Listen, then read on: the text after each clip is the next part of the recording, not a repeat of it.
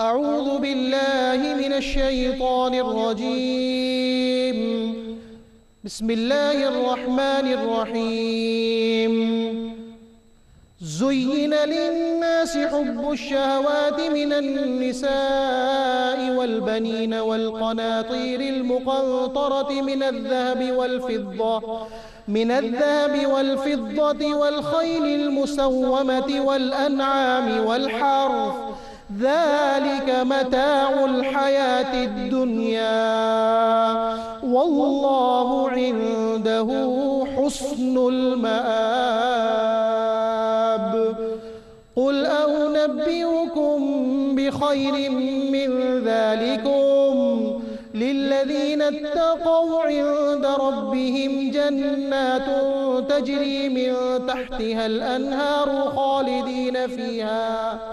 خالدين فيها وأزواج مطهرة ورضوان من الله، والله بصير بالعباد.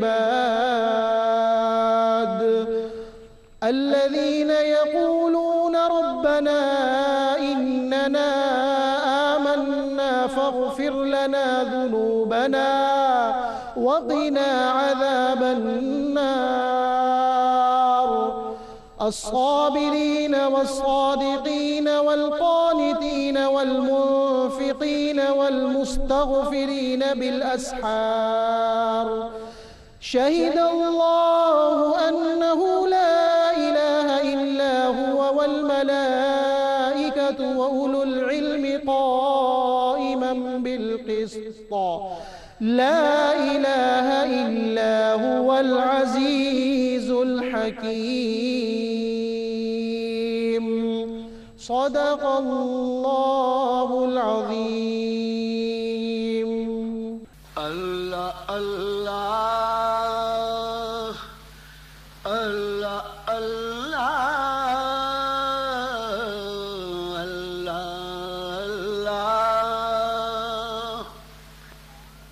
الله الله. مدینہ تیرا بطحہ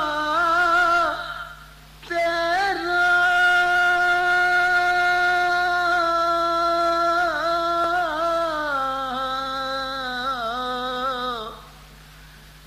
اللہ اللہ. مدینہ تیرا بطحہ تیرا،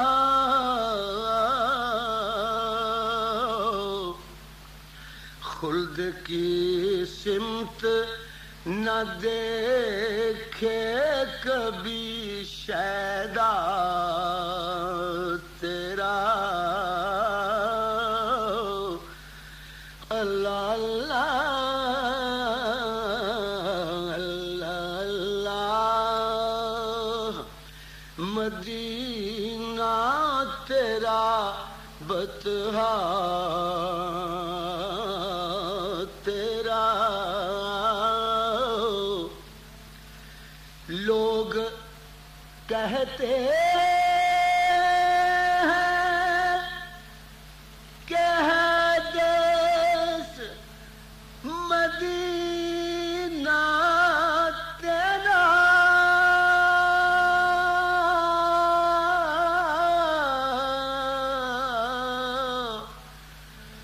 لوگ کہتے ہیں کہ ہے دیس مدینہ تیرا.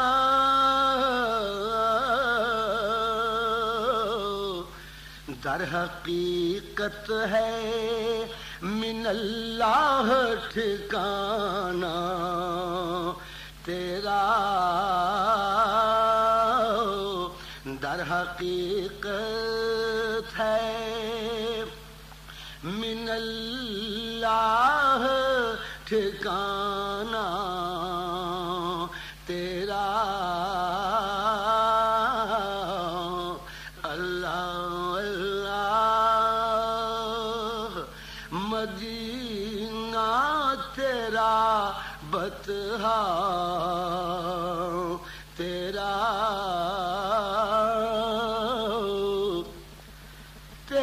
ثانی تو کہاں دہر میں ختم رسل تیرا ثانی تو کہاں دہر میں ختم رسل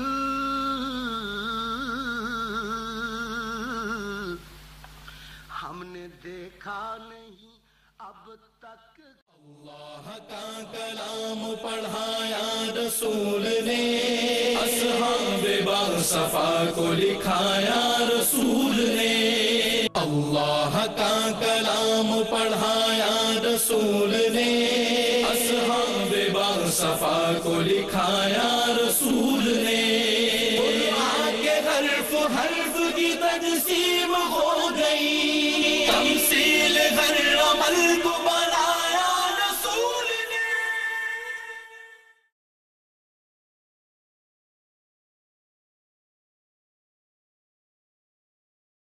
بسم اللہ الرحمن الرحیم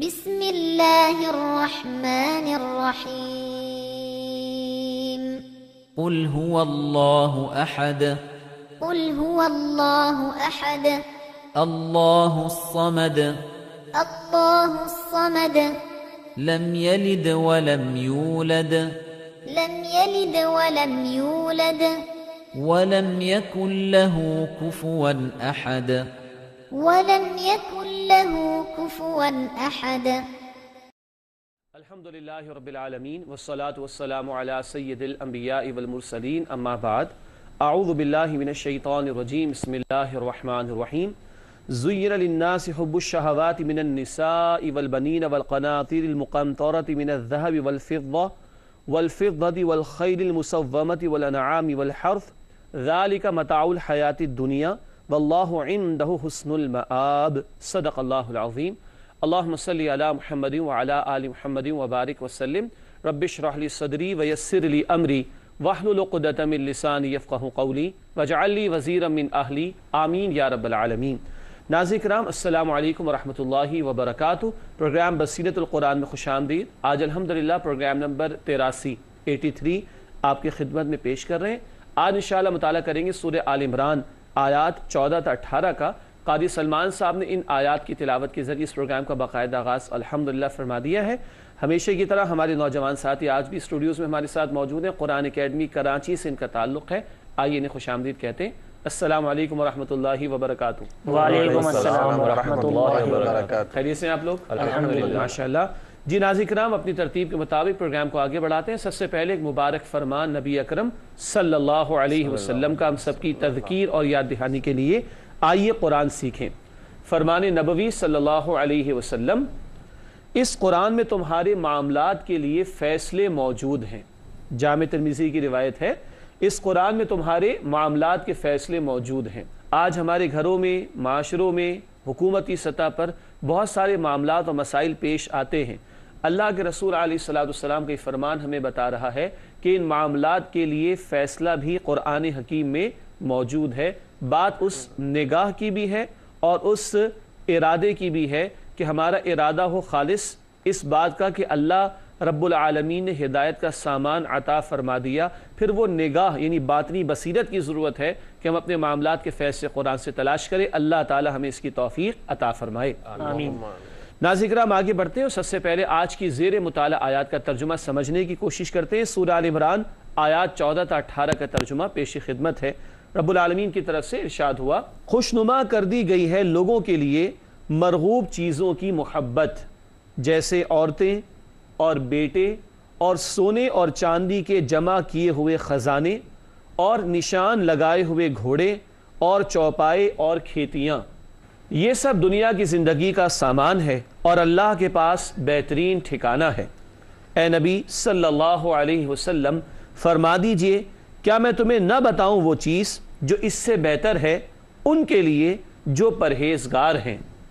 ان کے رب کے پاس ایسے باغات ہیں جن کے نیچے سے نہریں رواں ہیں، وہ ان میں ہمیشہ رہیں گے، اور ان کے لیے وہاں پاکیزہ جوڑے ہوں گے، اور انہیں اللہ کی خوشنودی حاصل ہوگی، اور اللہ اپنے بندوں کو خوب دیکھنے والا ہے۔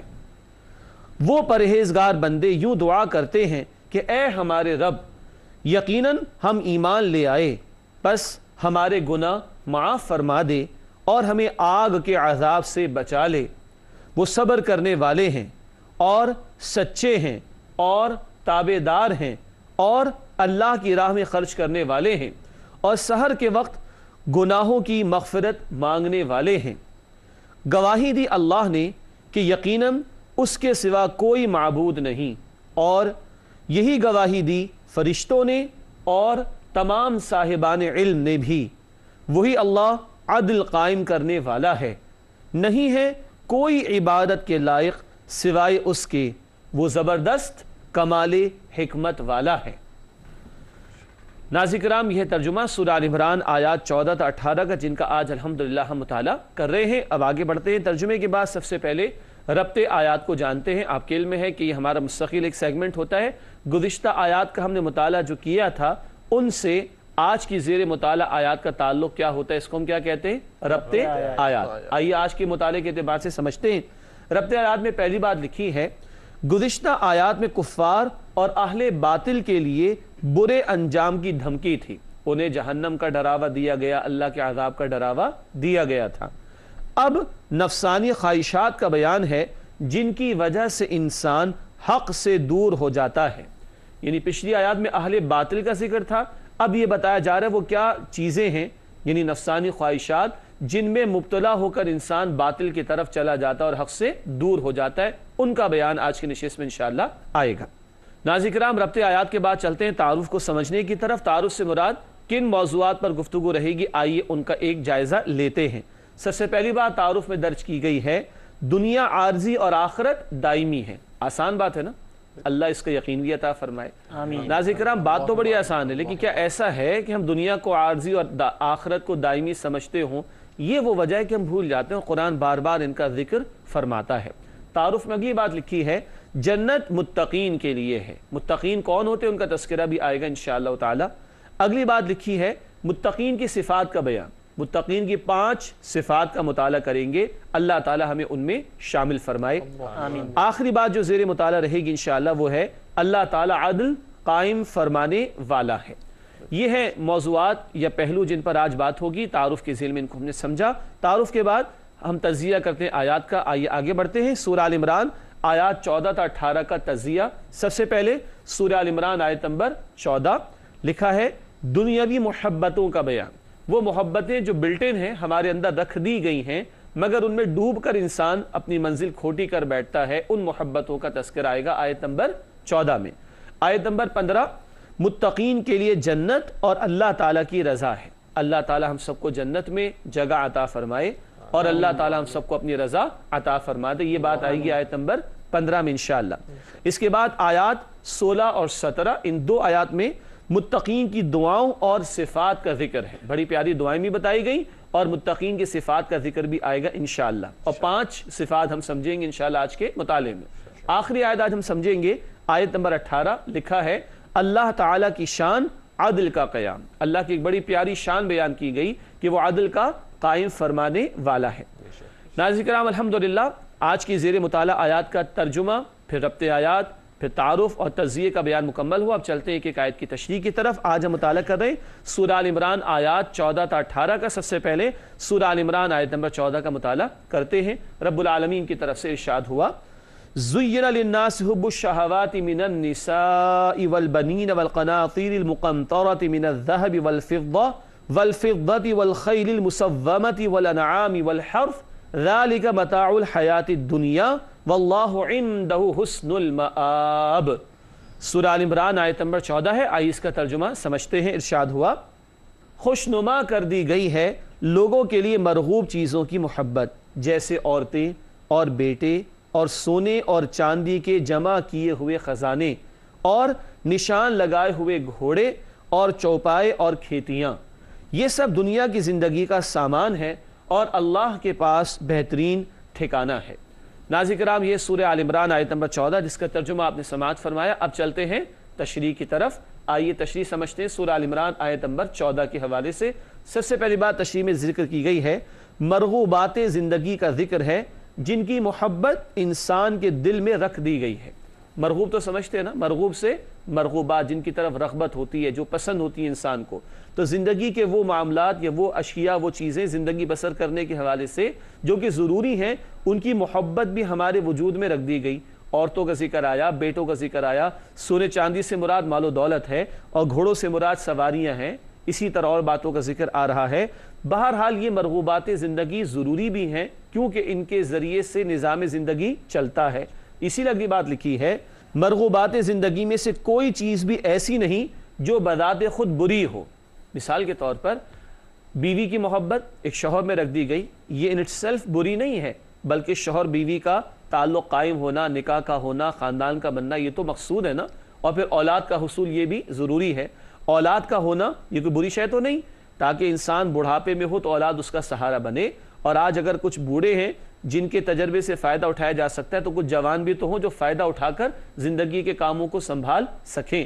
تو پرائمریلی بنیادی طور پر یہ جو محبتیں رکھ دی گئیں یہ مطلوب ہیں اور اپنی ذات میں بری نہیں ہیں۔ بری کب ہو جاتی، آئیے اس بات کو سمجھنے کی کوشش کرتے ہیں۔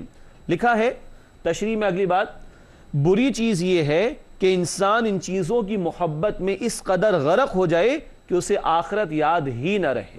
ناظرین کرام، یہ نقطہ سمجھنا بہت ضروری ہے۔ یہ محبتیں ضروری ہیں، مال ہوگا تو بہرحال دنیا کا کاروبار چلے گا، کچھ لوگ کمائیں گے، کچھ لوگ خرچ کریں گے، تبھی کاروبار زندگی چل پائے گا۔ تو یہ مال کی محبت، گھر والوں کی محبت وغیرہ وغیرہ، یہ فی نفس ہی بری چیزیں نہیں۔ ہاں، ان محبتوں میں انسان غرق ہو کر آخرت کو بھلا دے، یہ بات غلط ہے۔ ان محبتوں میں ڈوب کر وہ غافل ہو جائے اللہ سے اور آخرت سے، یہاں پر آ کر یہ معاملہ بگڑ جاتا ہے۔ ایک مثال لیتے ہیں۔ مثال کے طور پر اگر مال حلال پر کمایا جائے، حلال طریقے پر کمایا جائے تو فرض ہے نا، اور اگر جائز امور میں خرچ کیا جائے تو ثواب بھی ہے۔ حدیث شریف میں آتے ہیں وہ مال جو تم اپنی بیوی کو کھلاتے ہو، اپنی اولاد کو کھلاتے ہو، اپنے گھر والوں کو کھلاتے ہو، یہ صدقہ ہے، اس پر کیا ملے گا؟ اجر ملے گا۔ اچھا، ایک آدمی حرام سے مال کمائے تو گناہ ملے گا، جب حلال طریقے پر کمائے گا تو ثواب ملے گا، یہ اجر ثواب کا باعث بن جائے گا۔ اگر ناجائز کاموں میں، گناہ کے کاموں میں مال خرچ کرے تو گناہ ملے گا، جائز کاموں میں اپنی ذمہ داریوں کی ادائیگی میں مال خرچ کریں گے تو اس کا اجر و ثواب بھی ملے گا۔ معلوم ہوا کہ یہ محبتیں جو رکھی گئی ضروری ہیں، ہاں ان کی اندر ڈوب کر، ہاں ان میں ڈوب کر انسان اگر آخرت سے غافل ہو رہا ہے تو اس مقام پر آ کر یہ محبتیں غلط ہو جاتی ہیں۔ تو ان محبتوں کو کنٹرول میں رکھنا ہے کہ ایسے نہ ڈوب جائے ان محبتوں میں کہ اللہ کو بھلا دیا جائے یا آخرت کو فراموش کر دیا جائے۔ ناظرین کرام، آگے بڑھتے ہیں، سورہ آل عمران آیت نمبر 15 کا مطالعہ شروع کرتے ہیں۔ رب العالمین کی طرف سے ارشاد ہوا، قُلْ أَوْنَبِّئُكُمْ بِخَيْرٍ مِّن ذَلِكُمْ لِلَّذِينَ اتَّقَوْا عِندَ رَبِّهِمْ جَنَّاتٌ تَجْرِي مِن تَحْتِهَا الْأَنْهَارُ خالدین فیہا وازواج مطہرۃ ورضوان من اللہ واللہ بصیر بالعباد۔ سورہ آل عمران آیت نمبر 15 ہے، آئیے اس کا ترجمہ سمجھتے ہیں۔ ارشاد ہوا، اے نبی صلی اللہ علیہ وسلم فرما دیجئے، کیا میں تمہیں نہ بتاؤں وہ چیز جو اس سے بہتر ہے ان کے لیے جو پرہیزگار ہیں؟ ان کے رب کے پاس ایسے باغات ہیں جن کے نیچے سے نہریں رواں ہیں، وہ ان میں ہمیشہ رہیں گے اور ان کے لیے وہاں پاکیزہ جوڑے ہوں گے اور انہیں اللہ کی خوشنودی حاصل ہوگی اور اللہ اپنے بندوں کو خوب دیکھنے والا ہے۔ ناظرین کرام، یہ ترجمہ ہے سورہ آل عمران آیت نمبر 15 کا۔ اب آئیے اس آیت کی تشریح کو سمجھنے کی کوشش کرتے ہیں۔ سب سے پہلی بات تشریح میں لکھی ہے، آخرت کا احساس ہو تو بندہ مرغوبات زندگی کو شریعت کے مطابق استعمال کرتا ہے۔ پچھلی آیت میں مرغوبات زندگی کا، محبتوں کا بیان تھا، اب آخرت کا بیان۔ آخرت کا یقین ہوگا تو دنیا کی محبتوں کو بھی صحیح رخ پر بندہ رکھے گا اور دنیا کی اشیاء کو یا نعمتوں کو صحیح طور پر استعمال کرے گا۔ آج بنیادی مسئلہ یہ ہے، اگر آخرت پیش نظر نہیں تو بندہ حلال حرام کی بھی تمیز ختم کر دے گا، لوٹ مار بھی کرے گا، غلط کاموں میں بھی خرچ کرے گا وغیرہ وغیرہ۔ لیکن آخرت کا احساس ہوگا تو ان حقوق و فرائض کے معاملات میں بھی وہ درست رہے گا اور اشیاء کے استعمال کے اعتبار سے بھی وہ شریعت کی پاسداری اور پابندی کی روش اختیار کرے گا۔ تو آخرت کا احساس اور یقین بہت ضروری ہے۔ اگلی بات لکھی ہے، تقوی سے انسان کو دنیا میں سکون اور آخر میں بہترین ٹھکانہ میسر آتا ہے۔ آخر سے مراد آخرت کی زندگی ہے۔ تقوی کا ذکر آیا کہ متقین کے لیے جنت کے باغات ہیں۔ تقوی گناہوں سے اپنے آپ کو بچانا، تو تقوی سے انسان کو دنیا میں سکون ملے گا۔ جب اللہ کا خوف ہوگا اور اللہ کی عطا کردہ نعمتوں کو اسی کی سیٹ کی ہوئی باؤنڈریز میں استعمال کرے گا تو صحیح راہ سے ہٹے گا نہیں۔ اور نمبر 2، جب اللہ کی حکم کی پاسداری کرے گا، اطاعت کرے گا، تو آخرت کے اندر بھی سکون میسر آئے گا، وہاں بھی جنت کے باغات اس کے لیے ہوں گے۔ ناظرین کرام، یہاں ایک بڑی پیاری بات آئی، جنت کے باغات بھی ہیں، پاکیزہ جوڑوں کا ذکر بھی آیا، اور اللہ نے کہا وَرِضْوَانُ مِنَ اللَّهِ، اللہ کی رضا۔ اس کے بارے میں ایک مختصر حدیث نوٹ کیجئے گا، بخاری شریف کی روایت ہے، رسول اکرم صلی اللہ علیہ وسلم نے فرمایا، سب نعمتوں سے افضل نعمت اللہ تعالیٰ کی رضا ہے۔ سب کچھ دینے کے بعد آخری نعمت جو اللہ عطا فرمائے گا وہ اللہ کی رضا ہے، اور اللہ فرمائے گا میں تم سے کبھی بھی ناراض نہ ہوں گا، اور اللہ اپنا دیدار بھی کرائے گا۔ اللہ ہم سب کو اپنی رضا اور اپنا دیدار عطا فرمائے۔ ناظرین کرام، سورہ آل عمران آیت نمبر 15 کا مطالعہ مکمل ہوا۔ مزید آیات کا مطالعہ انشاءاللہ پیش کیا جائے گا آپ کی خدمت میں، مگر السلام علیکم ورحمۃ اللہ وبرکاتہ۔ ناظرین کرام، پروگرام بصیرت القرآن میں خوش آمدید۔ آج ہم مطالعہ کر رہے ہیں سورہ آل عمران آیات 14 تا 18 کا۔ آئیے مطالعہ آگے بڑھائیں اور سورہ آل عمران آیت نمبر 16 کا مطالعہ شروع کرتے ہیں۔ رب العالمین کی طرف سے ارشاد ہوا، الذین یقولون ربنا اننا آمنا فاغفر لنا ذنوبنا وقنا عذاب النار۔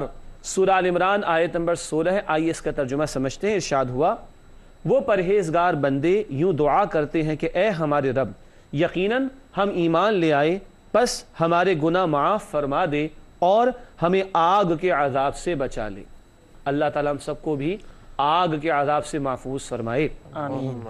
ناظرین کرام، سورہ آل عمران آیت نمبر 16، اس کی تشریح سمجھتے ہیں۔ پہلی بات تشریح میں لکھی گئی ہے، متقین ایمان لانے کا اقرار کرنے کے بعد اللہ سے بخشش اور جہنم سے محفوظ رہنے کی دعا کرتے ہیں۔ یہ بڑی پیاری بات ہے، بہت قیمتی بات ہے۔ ایمان لا کر مطمئن نہیں، بلکہ کل جہنم کے عذاب کا خوف بھی ہے۔ ایمان لانے کے بعد مطمئن نہیں ہے، یہ نہیں کہ کلمہ پڑھا اور مطمئن ہو کر بیٹھ گئے کہ جنت ہماری پکی ہوگی، نہ، اللہ سے ڈر رہے ہیں اور اللہ کی بخشش کا اور جہنم سے بچاؤ کا سوال کر رہے ہیں۔ یہ ہے ایمان والوں کی روش۔ ایک اور اہم بات تشریح میں لکھی ہے، گناہوں کی معافی اور جہنم سے نجات کے لیے ایمان لانا شرط ہے۔ گناہوں کی معافی اور جہنم سے نجات کے لیے ایمان لانا شرط ہے۔ ناظرین کرام، یاد دوبارہ فرما لیجئے، سورہ آل عمران میں نصارہ کے حوالے سے گفتگو ہے۔ نجران کا ایک وفد آیا ہے نبی اکرم صلی اللہ علیہ وسلم کے پاس، عیسائی ہیں وہ لوگ، اور ان سے بھی ڈائیلاگ ہو رہا ہے۔ اب ایمان کیا ہے؟ رسول اکرم صلی اللہ علیہ وسلم کو اللہ کا آخری رسول ماننا۔ یہ ایمان لاؤ گے تو اللہ کی بخشش اور جہنم سے آزادی کے مستحق بن سکو گے۔ گویا نصارہ کو نبی اکرم صلی اللہ علیہ وسلم کی رسالت پر ایمان لانے کا بھی حکم دیا جا رہا ہے۔ بات آگے بڑھاتے ہیں ناظرین کرام، سورہ آل عمران آیت نمبر 17 کا مطالعہ شروع کرتے ہیں۔ رب العالمین نے ارشاد فرمایا، الصابرین والصادقین والقانتین والمنفقین والمستغفرین بالاسحار۔ سورہ آل عمران آیت نمبر 17 ہے۔ آئیے اس کا ترجمہ دہراتے ہیں اور سمجھتے ہیں۔ ارشاد ہوا، وہ صبر کرنے والے ہیں اور سچے ہیں اور تابعدار ہیں اور اللہ کی راہ میں خرچ کرنے والے ہیں اور سحر کے وقت گناہوں کی معافی مانگنے والے ہیں۔ ناظرین کرام، یہ سورہ آل عمران آیت نمبر 17، اس کا ترجمہ اب آئیے اس کی تشریح کو سمجھتے ہیں اور متقین کی صفات کو جاننے کی کوشش کرتے ہیں۔ تشریح میں لکھا ہے، اللہ کے محبوب بندوں کی 5 صفات کا بیان ہے۔ 5 صفات کون کون سی؟ نمبر 1 صبر، نمبر 2 صدق، نمبر 3 قنوت، نمبر 4 انفاق، اور نمبر 5 استغفار۔ 5 صفات متقین کی۔ جنت میں جانا ہے، بیٹھے بیٹھے جنت کا معاملہ نہیں، محنت کرنی ہوگی۔ یہاں 5 صفات کا بیان ہے، اللہ ہمیں انہیں اختیار کرنے کی توفیق عطا فرمائے۔ آئیے ہم ان کو سمجھیں۔ پہلی صفت صبر، مراد ہر مصیبت اور دین کی راہ میں پیش آنے والی مشکلات کو ثابت قدمی سے جھیلتے ہیں۔ انفرادی طور پر مشکلات آئے، بیماری وغیرہ، یا دین کی راہ میں مشکلات آئیں، ثابت قدمی سے برداشت کرتے ہیں، اس کا نام صبر ہے۔ دوسری صفت صدق، اس کے معنی سچائی کے ہوتے ہیں۔ لکھا ہے تمام معاملات میں راست باز ہوتے ہیں، سچے ہوتے ہیں اور بدعہدیوں اور فریب کاریوں سے بچتے ہیں۔ مومن تو زبان کا پکا ہوگا، جھوٹے وعدے نہیں کرے گا، دھوکے نہیں دے گا، اور ہر معاملے میں وہ صدق کا رویہ اختیار کرے گا، سچائی کا پیکر بنے گا۔ اللہ ہمیں اس کی توفیق عطا فرمائے آمین۔ تیسری صفت لکھی ہے قنوت۔ قنوت کا مطلب ہوتا ہے کھڑا ہونا اور فرما برداری اختیار کرنا۔ قنوت کا مطلب کھڑا ہونا یا فرما برداری اختیار کرنا، کھڑا ہونا اللہ کی اطاعت کے خاطر، یہ مراد ہوگی۔ لکھا ہے شریعت کے احکامات کے آگے سر جھکا دیتے ہیں، سرنڈر کر دیتے ہیں، جو حکم آئے گا رب کا، جو حکم آئے گا نبی اکرم صلی اللہ علیہ وسلم کا، جھک جائیں گے اور اس پر عمل کے لیے کھڑے ہو جائیں گے۔ چوتھی صفت انفاق، خرچ کرنے کے معنی میں اللہ کی عطا کردہ مال و دولت میں سے اللہ کی راہ میں خرچ کرتے ہیں، اس کے دین کو پھیلانے کے لیے، اس کے دین کی سربلندی کے لیے بھی خرچ کرتے ہیں۔ پانچویں اور آخری صفت استغفار، نیکیوں پر اتراتے نہیں بلکہ اللہ سے بخشش کا سوال کرتے رہتے ہیں۔ اور کس وقت میں؟ وہ جو صبح کا وقت ہوتا ہے نا، جب وہ سحری کا وقت ختم ہونے کو آتا ہے، وہ جو آخری لمحات ہوتے ہیں صبح صادق سے پہلے خاص طور پر، ان اوقات میں بھی استغفار کا اہتمام کرتے ہیں۔ یہ متقین نیکیاں کرنے کے بعد اتراتے نہیں بلکہ ڈرتے ہیں اور ان کی قبولیت کے لیے دعا کرتے ہیں اور استغفار کا بھی اہتمام کرتے ہیں اللہ کے حضور۔ اس وقت کے حوالے سے یہ جو صبح صادق سے پہلے کا وقت ہے، رات کا آخری حصہ ہے، بہت قیمتی حدیث نازک کرام سنیے گا۔ بخاری شریف میں رسول اکرم صلی اللہ علیہ وسلم کا مبارک فرمان، اللہ تعالیٰ رات کے آخری حصے میں آسمان دنیا پر نزول فرماتا ہے اور پکارتا ہے، کون مجھ سے دعا کرتا ہے کہ میں اس کی دعا قبول کروں؟ کون مجھ سے مانگتا ہے کہ میں اسے عطا کروں؟ کون مجھ سے گناہوں کی معافی چاہتا ہے کہ میں اس کے گناہ بخش دوں؟ عام اوقات میں ہم ہاتھ اٹھاتے ہیں اور پکارتے ہیں اسے۔ رات کے آخری حصے میں ہی knocks at our doors، وہ ہمارے دروازوں پر دستک دیتا ہے۔ کچھ مانگنا ہے تو مانگ لے مجھ سے، دعا کر لے، سوال کر لے، گناہوں کی معافی مانگ لے، دعا کر لے، سوال کر لے، گناہوں کی بخشش مانگ لے۔ ان اوقات کو بھی اللہ مجھے اور آپ کو قیمتی بنانے کی توفیق عطا فرمائے۔ ناظرین کرام آگے بڑھتے ہیں اور آج کی زیر مطالعہ آیات میں سے آخری آیت سورہ آل عمران آیت نمبر 18 کا مطالعہ شروع کرتے ہیں۔ ارشاد ہوا رب العالمین کی جانب سے، شہد اللہ انہ لا الہ الا ہوا والملائکۃ واولو العلم قائما بالقسط لا الہ الا ہوا العزیز الحکیم۔ سورہ آل عمران آیت نمبر 18 آئیے اس کا ترجمہ سمجھتے ہیں۔ گواہی دی اللہ نے کہ یقیناً اس کے سوا کوئی معبود نہیں، اور یہی گواہی دی فرشتوں نے اور تمام صاحبان علم نے بھی، وہی اللہ عدل قائم کرنے والا ہے، نہیں ہے کوئی عبادت کے لائق سوائے اس کے، وہ زبردست کمال حکمت والا ہے۔ ناظرین کرام یہ سورہ آل عمران آیت نمبر 18 کا ترجمہ، آئیے اس کی تشریح کو سمجھتے ہیں۔ چند بڑے اہم نکات ہیں جو اس میں ہمارے سامنے مزید آئیں گے انشاءاللہ۔ پہلی بات، اللہ تعالیٰ خود اس پر گواہ ہے کہ اس کے سوا کوئی معبود نہیں اور اللہ سے بڑھ کر کوئی سچا نہیں، تو یہ سب سے سچی بات ہے کہ اللہ تنہا اکیلا معبود ہے، معبود واحد۔ دوسری بات، فرشتے اور حقائق کا علم رکھنے والے اہل علم بھی توحید کی گواہی دیتے ہیں۔ اس کائنات میں غور فکر کرنے والا انسان، بشرطے کہ وہ سلیم الفطرت انسان ہو، ہمیشہ اس نتیجے پر پہنچا اس کائنات کا پیدا کرنے والا، چلانے والا ایک تنہا اکیلا اللہ سبحانہ وتعالی ہے۔ تو فرشتے بھی اور حقائق کا علم رکھنے والے اہل علم بھی توحید ہی کی گواہی دیتے ہیں۔ اگلی بات، اللہ تعالیٰ کی شان یہ کہ وہ عدل فرماتا ہے، قائما بالقسط، یہ الفاظ اللہ کے نہیں، اللہ عدل کا قائم کرنے والا ہے۔ کیا مراد؟ اس سے مراد ہے اگلا جملہ، کائنات میں اللہ تعالیٰ کا ہر فیصلہ عدل پر مبنی ہوتا ہے۔ کیوں؟ اللہ العادل ہستی ہے، اللہ کا ایک صفاتی نام کیا ہے؟ العادل۔ اس نے اللہ نے پوری کائنات کو عدل پر قائم کیا اور جو فیصلہ وہ فرماتا ہے وہ عدل پر مبنی ہوتا ہے۔ ہاں، زمین پر اللہ نے انسان کو کچھ اختیار دیا ہے نا، چاہو تو نیک بنو چاہو تو بد بنو۔ اس حوالے سے اب سمجھیے گا آخری نقطہ ہے، عالم ظاہر میں، یہ جو ہمارے ظاہری معاملات ہیں امتحان کے لیے اللہ نے زمین پر بھیجا، عالم ظاہر میں عدل کا نفاذ اہل ایمان کی ذمہ داری۔ آج زمین پر ظلم ہے نا، حقوق پامال ہوتے ہیں، ایکسپلائٹیشن ہوتی ہے۔ ظلم کب ختم ہوگا؟ جب عدل آئے گا۔ عدل کیسے آئے گا؟ العادل ذات، اللہ کی عطا کردہ کتاب و شریعت کے مطابق۔ اور یہ ذمہ داری کس پر ہے؟ ایمان والوں پر۔ سورۃ المائدہ آیت نمبر 8، کونوا قوامین بالقسط، کھڑے ہو جاؤ قسط کے عدل کے قائم کرنے والے بن کر یہ ذمہ داری آج امت کے کاندھوں پر ہے. اللہ ہمیں اس کی توفیق عطا فرمائے. ناظرین کرام الحمدللہ آج کی زیر مطالعہ آیات آل عمران آیات 14 تا 18 کا مطالعہ مکمل ہوا. اب چلتے ہیں ہمارے نوجوان ساتھیوں کی طرف اور یہ معلوم کرتے ہیں کہ وہ ہم سے کیا دریافت کرنا چاہتے ہیں. جی پہلا سوال فاروق بھائی آپ کے پاس کیا ہے؟ جناب یہ پوچھنا چاہ رہا تھا کہ دنیا کی محبتوں کا ذکر آیا اور شروع میں عورتوں سے محبت کا ذکر آیا, اس میں کوئی خاص حکمت؟ ماشاءاللہ بڑا اہم سوال ہے کہ اتنی ساری محبتوں کا, بیٹوں کا, سونے چاندی کی ڈھیر اینڈ سو آن, ان محبتوں میں نمبر 1 پر عورتوں کی محبت کا ذکر ہے. کوئی خاص وجہ؟ اگر تو اس کو مثبت انداز میں لیں تو دیکھیں نسل انسانی کا قافلہ کب آگے بڑھتا ہے؟ جب یہ خاندان وجود میں آتا ہے. تو اللہ تعالیٰ نے فطری طور پر مردوں کے دلوں میں عورتوں کے لیے محبت رکھی, اور یہ محبت کہاں مطلوب ہے؟ زوجین کے درمیان, شوہر اور بیوی کے درمیان. یہ فیملی یونٹ جتنا مضبوط ہوگا پیدا ہونے والی اولاد کو اتنی زیادہ شفقت ملے گی اور وہ نسل معاشرے کے لیے اتنی مفید ثابت ہوگی. ایک تو یہ پوائنٹ ہوا. دوسری بات, اللہ کے نبی صلی اللہ علیہ وسلم کی بعض احادیث سے معلوم ہوتا ہے کہ آپ نے فرمایا مجھے عورتیں پسند ہیں, مجھے خوشبو پسند ہے. کس معنی میں؟ کہ عورتوں کی محبت فطری طور پر رکھی گئی, اور آپ اپنی ازواج مطہرات سے جو محبت فرماتے اس کا تذکرہ احادیث میں ہمارے سامنے موجود ہے, اور خوشبو کا بھی آپ نے ذکر فرمایا کہ آپ کو بڑی پسند تھی. اور ایک اور اعتبار سے اگر منفی انداز سے دیکھیں تو حدیث شریف میں آتا ہے کہ نبی اکرم صلی اللہ علیہ وسلم نے فرمایا میں نے اپنی امت کے مردوں کے لیے کوئی فتنہ عورتوں کے فتنوں سے بڑا نہیں چھوڑا. اگر یہ مثبت انداز میں نہ ہو اور بگاڑ پیدا ہو جائے, زنا کی کثرت ہو جائے, تو پھر معاشرہ تباہی کا شکار ہوتا ہے. یہ دوسری انتہا. تو دونوں اعتبار سے دیکھیں اہمیت سامنے آتی ہے. خاندان بنتا ہو تو بھی عورت کی محبت فطری طور پر مرد میں رکھی گئی, یہ زوجین کے درمیان خاص طور پر مطلوب ہے.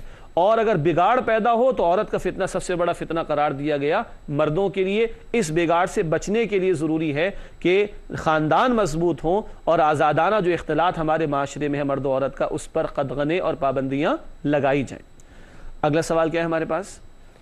میرا سوال یہ ہے کہ ابھی استغفار کا ذکر آیا تھا, تو استغفار کی برکات صرف آخرت میں ہی عطا ہوں گی یا دنیا میں بھی استغفار کی برکات نصیب ہوتی ہیں؟ اچھا ماشاءاللہ, ناظرین بڑا عمدہ سوال ہے کہ استغفار کی برکات صرف آخرت میں ملیں گی, دنیا میں بھی کوئی فائدہ ملتا ہے تو دنیا کا بھی ملنا چاہیے نا ویسے تو. ہاں جی ناظرین کرام آپ پڑھیے گا سورہ نوح 29واں پارہ, سورہ نوح میں آیت نمبر 10 سے 12 میں تفصیل آئی ہے. نوح علیہ السلام نے اپنی قوم سے فرمایا فَقُلْتُ اسْتَغْفِرُوا رَبَّكُمْ, اپنے رب سے بخشش مانگو, إِنَّهُ كَانَ غَفَّارًا, بے شک وہ اللہ بہت بخش دینے والا ہے. يُرْسِلِ السَّمَاءَ عَلَيْكُمْ مِدْرَارًا وَيُمْدِدْكُمْ بِأَمْوَالٍ وَبَنِينَ وَيَجْعَلْ لَكُمْ جَنَّاتٍ وَيَجْعَلْ لَكُمْ أَنْهَارًا. 5 باتیں. اللہ تم پر موسلادھار بارش برسائے گا, تمہیں مال اور بیٹوں کے ذریعے سے اللہ مدد دے گا, تمہیں باغات عطا فرمائے گا, تمہارے لیے نہریں جاری فرما دے گا. بارش کا آنا, مال اور اولاد کا ملنا, باغات کا ملنا اور نہروں کا جاری ہونا دنیا میں ہوگا نا انشاءاللہ. تو استغفار کی برکات دنیا میں بھی ملتی ہیں, آخرت میں بھی ملیں گی انشاءاللہ تعالی. اور اللہ ہمیں سچی اور پکی توبہ کرنے کی انفرادی سطح پر, اجتماعی سطح پر توفیق عطا فرمائے. حوالہ کیا آیا؟ سورہ نوح 29واں پارہ آیت نمبر 10, 11 اور 12 میں تفصیل آئے گی انشاءاللہ تعالی. جی حارث صاحب کے پاس کیا سوال ہے؟ میرا سوال یہ ہے کہ متقین کے لیے جنت کا ذکر آیا ہے, تو متقین سے کیا مراد ہے؟ خالی ظاہری حلیہ ہے یا پھر اس سے کیا ہے؟ ناظرین کرام بہت ہی عملی سوال ہے کہ متقین کے لیے جنت کا بیان ہے. اللہ ہم سب کو اپنے متقی بندوں میں شامل فرمائے اور اللہ ہمیں جنت الفردوس میں جگہ بھی عطا فرمائے. سوال ہے کہ متقی کا مطلب ایک ظاہری حلیہ ہی اختیار کر لینا ہے یا اس سے آگے بھی کچھ تقاضے ہیں؟ یقیناً ظاہری حلیہ بھی, یہ سنت رسول ہے نا, داڑھی نبی اکرم صلی اللہ علیہ وسلم نے اختیار فرمائی, آپ نے اس کا حکم بھی دیا. اس کائنات میں پوری کائنات کو گھوم لیجئے, سب سے خوبصورت چہرہ کس کا تھا؟ رسول اللہ علیہ السلام کا تھا, تو ایک مسلمان مرد کا بھی ہونا چاہیے. Simple is that. یہ بھی اختیار کرنا ہے. سر کو ڈھانپنا یہ رسول اللہ علیہ السلام کے آداب میں سے, ٹھیک ہے, آپ نے ہمیں بتایا ہے صلی اللہ علیہ وسلم. ظاہر کا حلیہ بھی اور گیٹ اپ بھی سنت کے مطابق ہو, یہ بھی تقوی کا تقاضا ہے. ہاں لیکن تقوی یہاں تک محدود نہیں ہے. حدیث شریف میں آیا, مسلم شریف کی روایت, آپ صلی اللہ علیہ وسلم فرمایا کہ تقوی ہاں ہونا, تقوی دل میں ہوتا ہے. اس احساس کے ساتھ زندگی بسر کرے کہ کل اللہ کے سامنے کھڑا ہونا, جواب دینا ہے. ہر نیت, ہر قول, ہر عمل اللہ کے سامنے پیش ہوگا.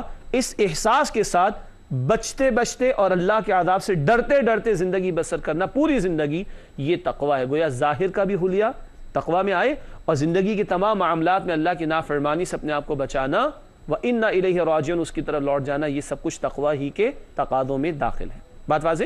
جی. الحمدللہ۔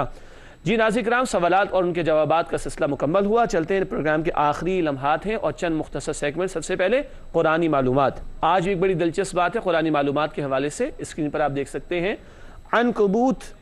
عنکبوت کا مطلب مکڑی ہے۔ عنکبوت کا مطلب مکڑی ہے۔ ہم نے گزشتہ پروگرامز میں شہد کی مکھی پر بات کی، چیونٹی پر بات کی، اب مکڑی کی بات آ گئی، ٹھیک ہے۔ عنکبوت کا مطلب مکڑی ہے اور اس نام سے ایک سورت پارہ 20 اور 21 میں موجود ہے۔ اس نام سے ایک سورت، سورہ عنکبوت، اس نام سے ایک سورت سورۃ العنکبوت پارہ 20 اور 21 میں موجود ہے۔ کسی موقع پہ تفصیل سے بات کریں گے یہ ناموں میں حکمت کیا ہے، آج نہیں، کسی اور موقع پر انشاءاللہ تفصیل سے بات ہوگی۔ ناظرین کرام آگے بڑھتے ہیں اور حاصل مطالعہ کی طرف چلتے ہیں۔ جن باتوں پر ہم نے گفتگو کی ان کا خلاصہ مختصراً آپ کی خدمت میں۔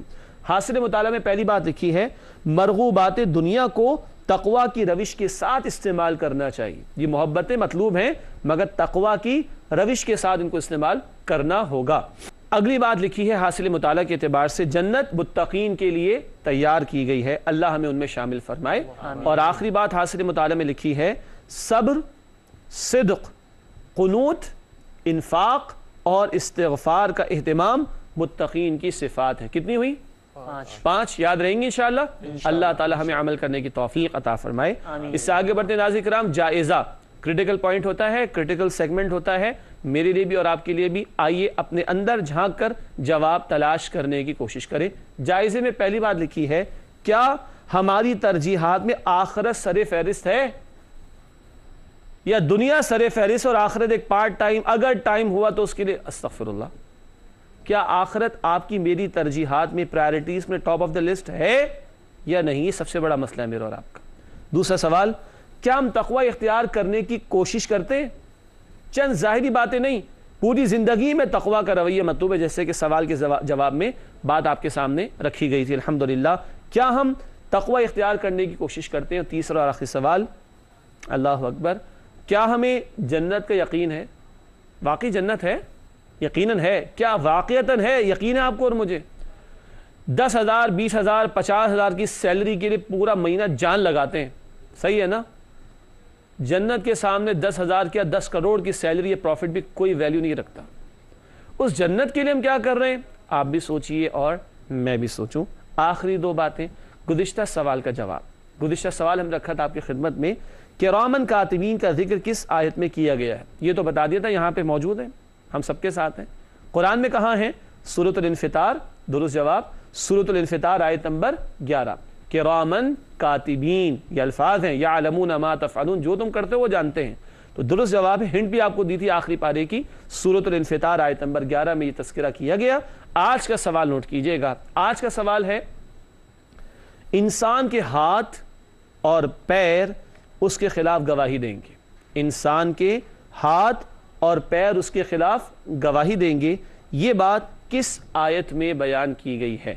ٹھیک ہے ناظرین کرام، اس کے ہنٹ ہے 23واں پارہ، 23 پارے میں تلاش کیجئے گا۔ اگلے پروگرام میں اس سوال کا جواب انشاءاللہ آپ کی خدمت میں پیش کریں گے۔ اسی کے ساتھ ہمارے پروگرام کا وقت مکمل ہوتا ہے الحمدللہ۔ آپ تمام ساتھیوں کا بہت شکریہ، جزاکم اللہ خیرا کثیرا۔ ناظرین کرام، اللہ سے دعا ہے کہ اللہ تعالی ہمارے علم اور عمل میں اضافہ عطا فرمائے اور اپنے کلام سے ہم سب کے تعلق کو مزید مضبوط کرنے کی توفیق عطا فرمائے، آمین یا رب العالمین۔ وآخر دعوانا الحمدللہ رب العالمین، والسلام علیکم ورحمۃ اللہ وبرکاتہ۔ اللہ اللہ اللہ اللہ اللہ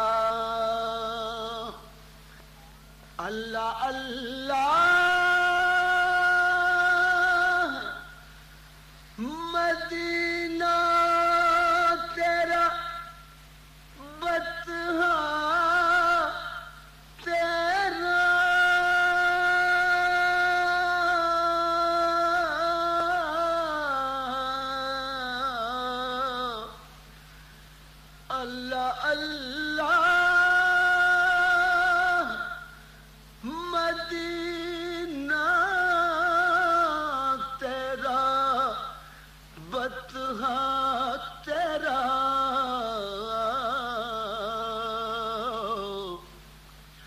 خلد کی سمت نہ دیکھے کبھی شیدا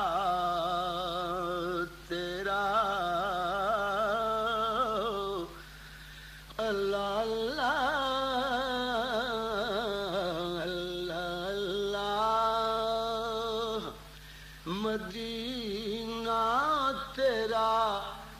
بتہا تیرا لوگ کہتے ہیں کہ ہے دیس مدینہ تیرا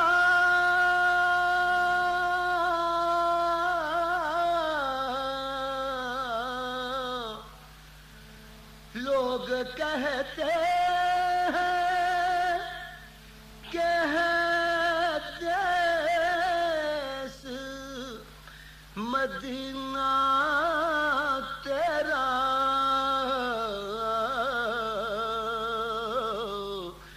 در حقیقت ہے من اللہ ٹھکانہ تیرا در حقیقت ہے من اللہ ٹھکانہ تیرا اللہ اللہ مدینہ تیرا بتہا تیرا تیرا ثانی تو کہاں دہر میں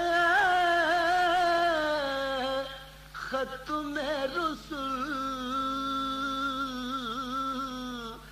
تیرا ثانی تو کہاں دہر میں ختم رسل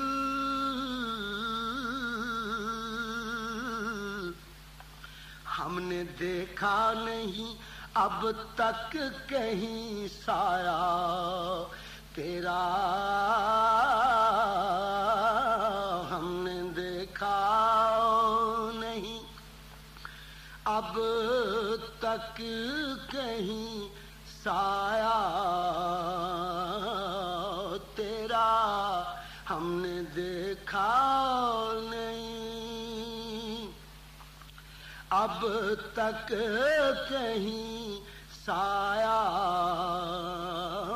تیرا امیوں دقیقہ دان عالم امیوں دقیقہ دان عالم بے سایہ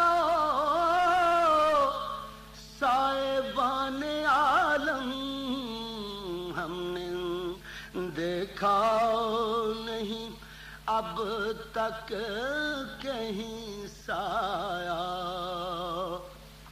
تیرا ہم نے دیکھا نہیں اب تک کہیں سایہ تیرا اللہ اللہ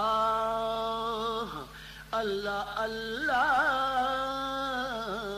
اللہ اللہ مدینہ تیرا بتہا تیرا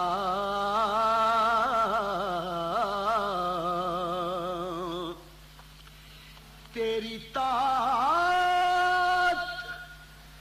ہے حقیقت میں خدا کی طاعت تیری طاعت ہے حقیقت میں خدا کی طاعت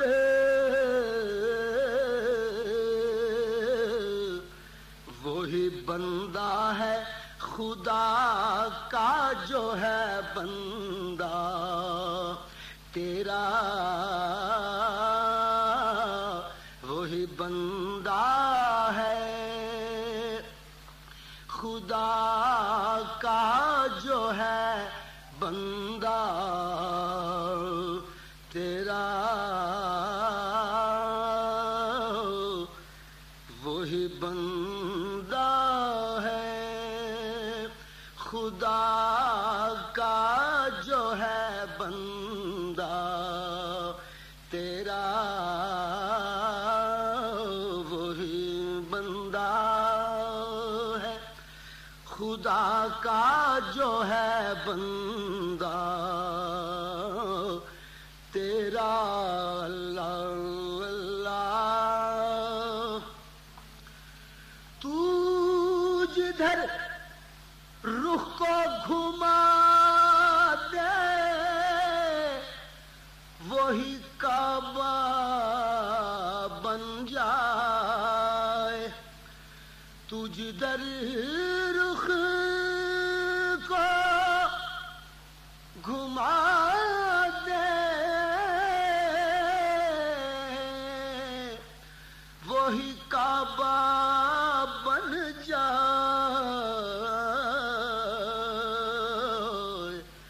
کتنا محبوب ہے اللہ کو منشا تیرا، کتنا محبوب ہے اللہ کو منشا تیرا، کتنا محبوب ہے اللہ کو منشا تیرا۔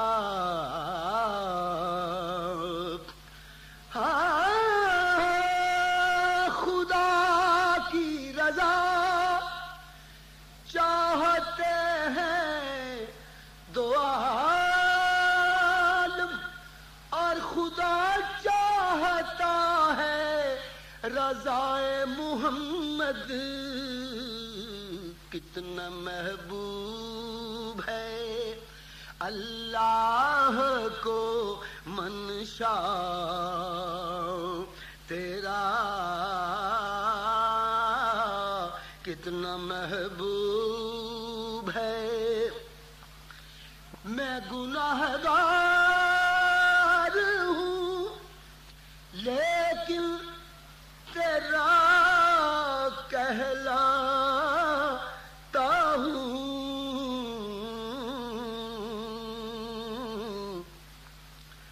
مجھ کو لے دے کے سہارا ہے تو شاہ تیرا، مجھ کو لے دے کے سہارا ہے تو شاہ تیرا، میں گناہگار ہوں لیکن تیرا کہلاتا ہوں،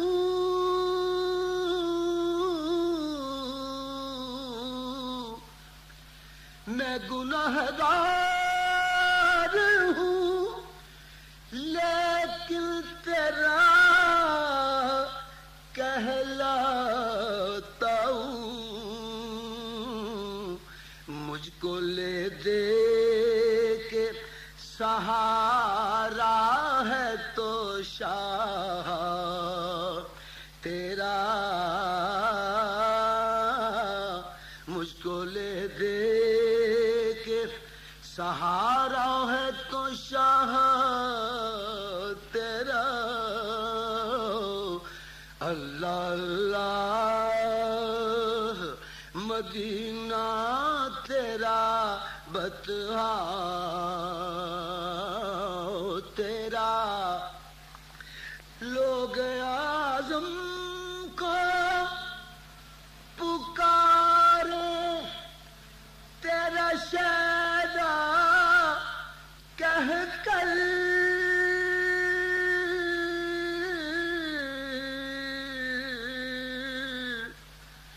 لوگ اعظم کو पुकारे तेरा शैदा कह कर, इस करम के अभिलायक कहाँ बंदा तेरा, इस करम के अभिलायक कहाँ बंदा तेरा।